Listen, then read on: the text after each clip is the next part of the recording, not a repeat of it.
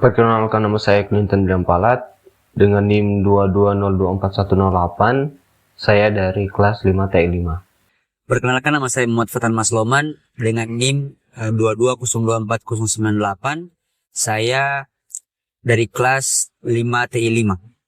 Perkenalkan, nama saya Israel Jody Mamusung dengan NIM 22041010 pada kelas 5T5. Kami dari kelompok 6 akan melakukan presentasi pada materi 5 pada MK mata kuliah Artificial Intelligence yang diberikan oleh dosen kita Nel Christopher Hamunangan Simanjuntak STMN. Nah, sekarang kita akan masuk pada materinya, yaitu mengenai forward and backward chaining.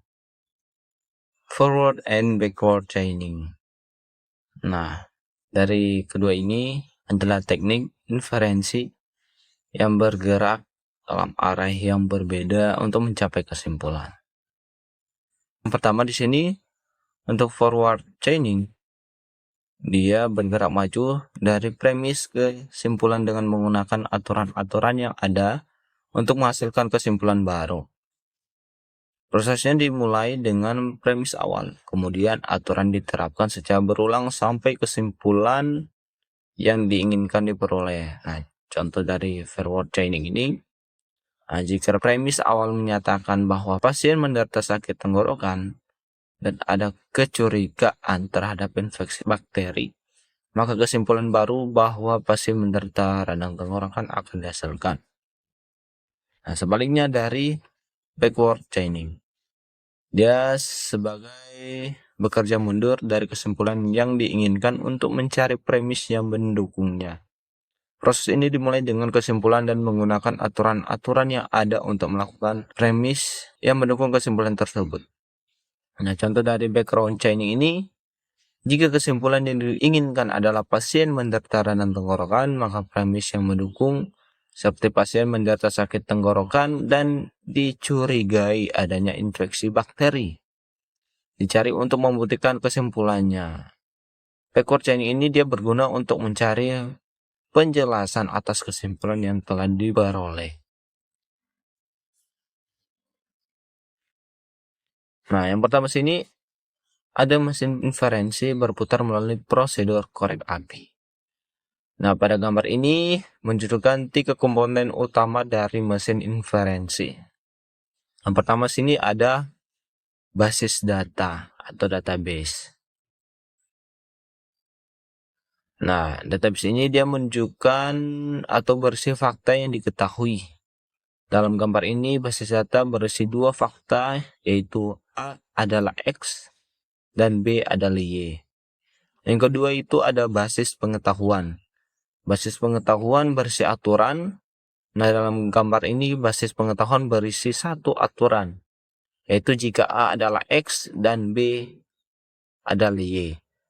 Yang ketiga sini ada mesin inferensi. Mesin inferensi ini menggunakan aturan dalam basis pengetahuan dan fakta dalam basis data untuk menyimpulkan fakta baru.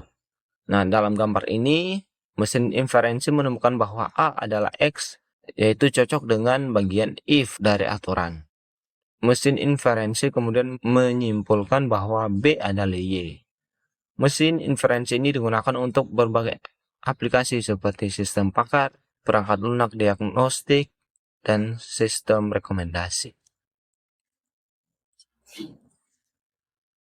Yang kedua sini ada rantai ke depan. Nah, dalam gambar ini mesin inferensi memiliki 2 komponen utama, yaitu database dan knowledge base. Nah, untuk database ini dia menyimpan sebagai fakta yang diketahui.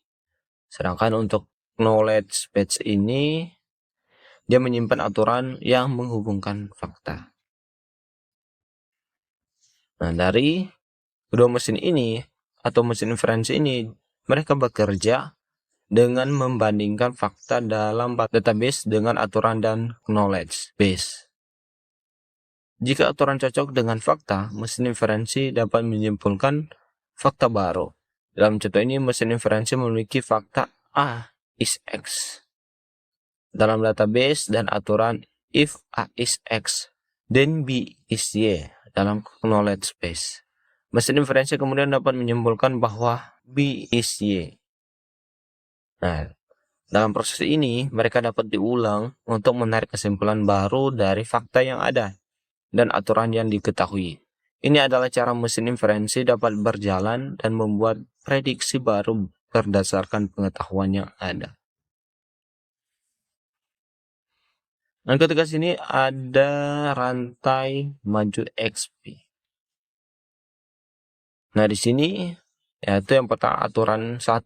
Jika pasien menderita sakit tenggorokan dan dicurigai adanya infeksi bakteri, kemudian pasien menderita radang tenggorokan. Aturan 2. Jika suhu pasien di atas 100 lalu pasien demam. Aturan ketiga, jika pasien telah sakit lebih dari 1 bulan dan pasien demam, kemudian kami mencurigai adanya infeksi bakteri. Nah, dalam teks ini kita mempunyai aturan yang memiliki proses yang menggunakan aturan dan fakta untuk menyimpulkan fakta baru. Mesin inferensi akan mencari fakta yang cocok dengan bagian if dari aturan yang tadi. Dan kemudian akan menembak aturan untuk menyimpulkan fakta baru.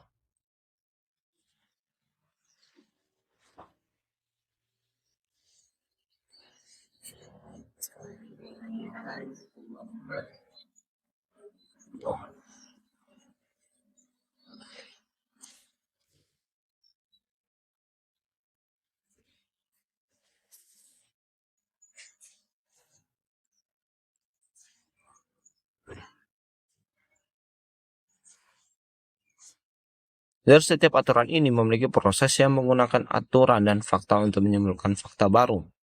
Mesin inferensi yang akan mencari fakta yang cocok dengan bagian if dan aturan, dan kemudian akan menembak aturan untuk menyimpulkan fakta baru. Berikut ada rantai maju XP. Rantai maju XP. Nah, aturan yang pertama sini adalah aturan 1. Jika pasien menderita sakit tenggorokan dan dicurigai adanya infeksi bakteri, kemudian pasien menderita radang tenggorokan. Aturan 2. Jika suhu pasien di atas 100, lalu pasien ini demam. Aturan ketiga, jika pasien telah sakit lebih dari 1 bulan dan pasien demam, kemudian kami mencurigai adanya infeksi bakteri. Nah, pada rantai maju XP ini, artinya sebuah sistem komputer yang mampu meniru kemampuan manusia dalam mengambil keputusan berdasarkan data yang tersedia. Berikut sini bagian kedua. Di sini merupakan siklus yang pertama. Di sini sebagai aturan 2 benar. Nah, dia menyimpulkan pasien mengalami demam siklus. Kedua sini aturan 3 dia benar, menyimpulkan infeksi bakteri siklus. Aturan 1 benar, menyimpulkan pasien menderita radang tenggorokan. Nah, pada rantai maju XP ini artinya sebuah sistem komputer yang mampu meniru kemampuan manusia dalam mengambil keputusan berdasarkan data yang tersedia. Nah, sekarang kita lanjut pada materi selanjutnya yang nanti akan dijelaskan oleh teman kita, Muhammad Fatan Masloman. Baik, kita masuk ke materi selanjutnya, yakni rantai mundur. Nah, di sini ada contoh gambar dari rantai mundur yang pertama, dan lanjut ke ini adalah rantai mundur kedua. Nah, penjelasannya, proses ini dimulai dari tujuan akhir itu Z dan bergerak mundur melalui aturan-aturan dalam basis pengetahuan. Setiap aturan yang menghubungkan tujuan dengan variabel lain menjadi subtujuan yang baru. Proses ini berlanjut sampai kita menemukan aturan yang tidak memerlukan variabel lain untuk dicapai. Dalam kasus ini adalah A. Nah, konsep rantai mundur ini adalah teknik pemecahan masalah yang dimulai dari tujuan akhir dan bergerak mundur melalui aturan-aturan untuk menemukan langkah-langkah yang diperlukan untuk mencapai tujuan tersebut. Teknik ini sangat berguna untuk memecahkan masalah yang kompleks dengan banyak variabel dan aturan. Nah, selanjutnya yakni rantai mundur XP2. Nah, seperti yang digambar ini berbahasa Inggris. Nah, mulailah dengan serangkaian fakta yang sama. Contohnya ini adalah suhu pasien 102. Pasien ini sudah sakit selama 2 bulan. Selama 2 bulan, pasien menderita sakit tenggorokan. Tapi sekarang mulailah dengan tujuan pasien menderita radang tenggorokan dan coba buktikan hal ini mengingat aturan dan fakta. Nah, materi selanjutnya akan dijelaskan oleh teman saya. Baiklah, saya akan melanjutkan presentasinya. Dan dimulai dari rantai maju. Keuntungan rantai maju. Bekerja dengan baik ketika masalah secara alami dimulai dengan pengumpulan informasi, perencanaan, pengendalian, dan pemantauan. Kekurangannya, sulit untuk mengenali apakah beberapa bukti lebih penting daripada yang lain, mungkin mengajukan pertanyaan yang tidak berhubungan. Rantai mundur. Keuntungan, tetap fokus pada satu tujuan. Menghasilkan serangkaian pertanyaan yang relevan. Baik untuk diagnosis. Kekurangannya akan terus mengikuti alur penalaran meskipun demikian harus beralih. Selanjutnya, teknik pencarian. Karena kedua metode ini ada beberapa teknik yang dikembangkan. Teknik tersebut adalah yang pertama, depth first search, yang kedua, breadth first search, yang ketiga, breadth first search. Pencarian depth pertama. Ada teknik penelusuran data pada node-node secara vertikal dan sudah terdefinisi, misalnya kiri ke kanan. Keuntungan pencarian dengan teknik ini adalah bahwa penelusuran masalah dapat digali secara mendalam sampai ditemukannya kapasitas suatu solusi yang optimal. Kekurangan teknik penelusuran ini adalah membutuhkan waktu yang sangat lama untuk ruang lingkup masalah yang besar. Pencarian luas pertama adalah teknik penelusuran data pada sebuah node dalam satu level atau salah satu tingkatan sebelum ke level atau tingkatan di bawahnya. Keuntungan pencarian dengan teknik ini adalah sama dengan depth first search. Hanya saja penelusuran dengan teknik ini mempunyai nilai tambah, di mana node akan dicek secara menyeluruh pada setiap tingkatan node. Kekurangan teknik penelusuran ini terletak pada waktu yang dibutuhkan yang sangat lama apabila solusi dalam posisi node terakhir sehingga menjadi tidak efisien. Kekurangan dalam implementasi juga perlu dipertimbangkan. Misalnya teknik penelusuran menjadi tidak interaktif antara suatu topik dengan topik yang lain, atau harus melompat dari satu topik ke topik yang lain sebelum topik tersebut selesai ditelusuri. Pencarian terbaik pertama adalah teknik penelusuran menggunakan pengetahuan akan suatu masalah untuk melakukan panduan pencarian di arah node tempat di mana solusi berada.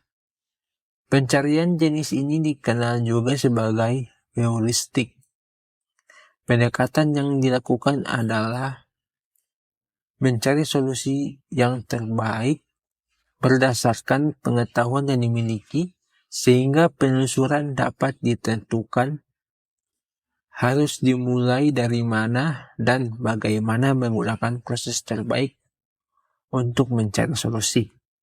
Keuntungan jenis pencarian ini adalah mengurangi beban komputasi karena hanya solusi yang memberikan harapan saja yang diuji, dan akan berhenti apabila sudah mendekati yang terbaik. Ini merupakan model yang menyerupai cara manusia mengambil solusi yang dihasilkan merupakan solusi yang mutlak benar. Sekianlah presentasi dari kelompok kami, dan terima kasih.